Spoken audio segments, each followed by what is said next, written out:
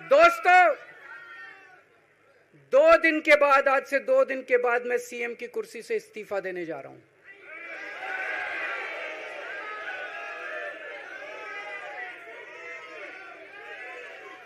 और मैं तब तक सीएम की कुर्सी पे नहीं बैठूंगा जब तक जनता अपना फैसला ना सुना दे।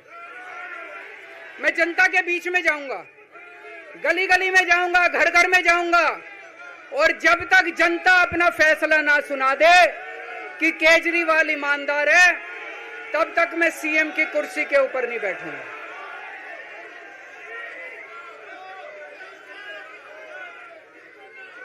आज से कुछ महीने बाद चुनाव है, दिल्ली के चुनाव हैं। मैं जनता को निवेदन करना चाहता हूं, अपील करना चाहता हूं, अगर आपको लगता है केजरीवाल ईमानदार है, मेरे पक्ष में वोट दे देना। अगर आपको लगता है केजरीवाल गुनहगार है, मेरे को वोट मत देना। आप अगर मेरे को, आपका एक एक वोट मेरी ईमानदारी का सर्टिफिकेट होगा। अगर आप मेरे को वोट देके जिताओगे और अगर आप कहोगे कि केजरीवाल ईमानदार है, तो चुनाव के बाद, उसके बाद जाके मैं सीएम की कुर्सी पे बैठूंगा। तब तक मैं सीएम की कुर्सी पे नहीं बैठूंगा।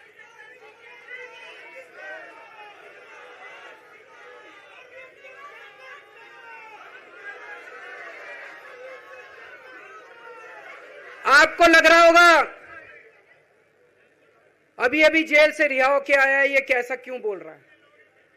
अभी अभी जेल से रिहाई होके आया है, अब ये इस्तीफा क्यों दे रहा है? इन्होंने मेरे ऊपर आरोप लगाया है। इन्होंने आरोप लगाया है कि केजरीवाल चोर है। इन्होंने आरोप लगाया है केजरीवाल भ्रष्टाचारी है। इन्होंने आरोप लगाया है केजरीवाल ने भारत माता के साथ धोखा किया है। ये करने के लिए नहीं आया था मैं, सत्ता से पैसा और पैसे से सत्ता, इस खेल के खेलने के लिए मैं नहीं आया था। मैं देश के लिए कुछ करने के लिए आया था। जब 14 साल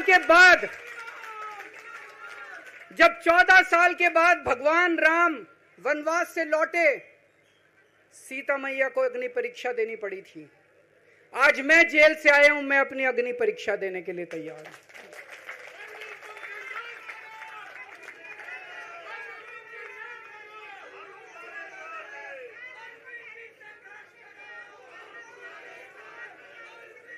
ये कुछ लोग बोल रहे हैं सुप्रीम कोर्ट ने कुछ कंडीशंस लगाई हैं, काम नहीं कर पाएंगे।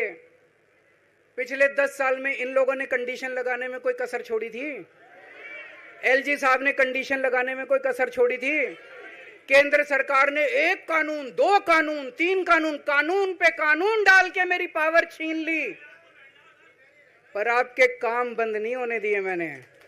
ये कंडीशन हमारे लिए कोई वो नहीं रखती, कोई हमारे लिए अड़चन पैदा नहीं करती ये कंडीशन।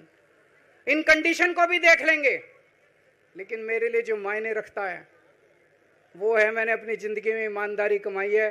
अगर आपको लगता है केजरीवाल ईमानदार है, जम के वोट दे देना मेरे पक्ष में। चुनाव के बाद सीएम की कुर्सी पे जाके बैठूंगा।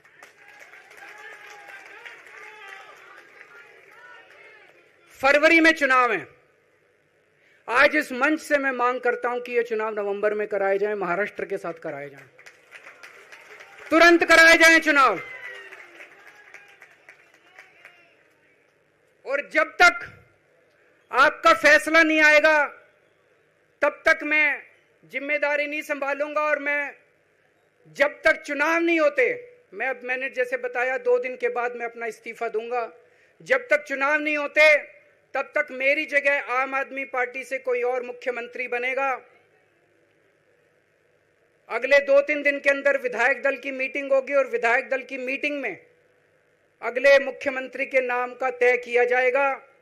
मैं मनीष जी से बात कर रहा था, जो पीड़ा मेरे मन में है वो पीड़ा मनीष जी के मन में भी है। इनके लिए भी वही सब कहा गया जो मेरे लिए कहा गया है।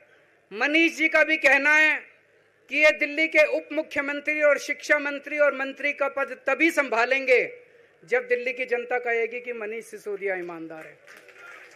तो मैं और मनीष सिसोदिया, हम दोनों का फैसला आपके हाथ में है, जनता के हाथ में है। हम दोनों जनता की अदालत में जा रहे हैं। गली गली जाएंगे, जनता के बीच में जाएंगे और उनसे पूछेंगे, अगर जनता कहेगी ईमानदार है तो हम आके इसकी कुर्सी पे बैठेंगे। 2020 में आया था मैं, 2020 में मैंने कहा था, मैंने अगर काम किया हो तो मेरे को वोट देना और काम नहीं किया हो तो वोट मत देना। कहा था कि नहीं कहा था? आज मैं आपके बीच में आया हूं, मैं कह रहा हूं अगर मैं ईमानदार हूं तो वोट देना, अगर मैं बेईमान हूं तो वोट मत देना, बिल्कुल मत देना।